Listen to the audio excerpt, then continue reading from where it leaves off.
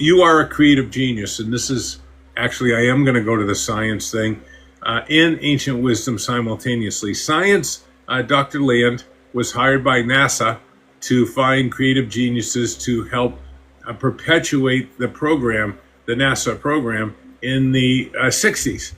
And he was having a hard time finding any of them, so he started testing people at a younger and younger and younger age. Okay, and anyway, as he went younger, they get slightly higher, because it was testing out at about 1.5% to 2% of the people were creative genius. Of course, they all didn't want to come to work for NASA.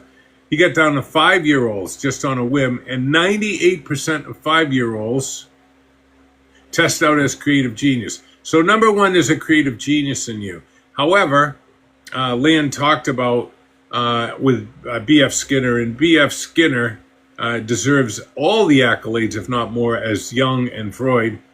People, for some reason, they don't even know about Skinner, but Skinner was actually the first behavioral psychologist. So what happened to the creative genius? You went to school. That's what happened.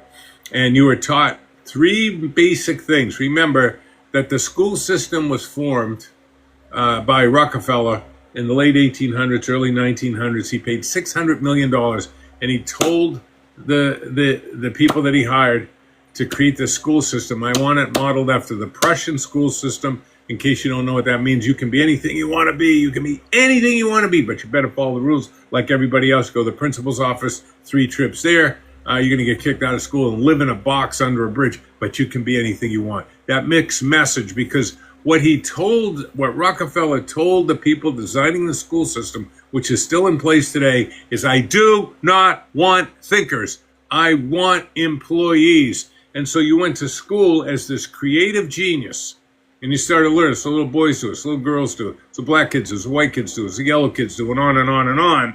But basically, you were trained to follow instead of think. Rewarded when you complied, and punished for developing your individuality and gifts.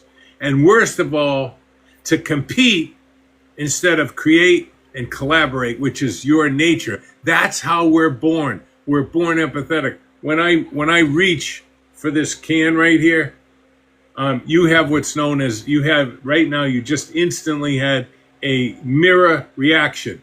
The same parts of my brain that lit up to reach for that can, the same parts yours did. That means we were born empathetic. What does all this mean in terms of creativity?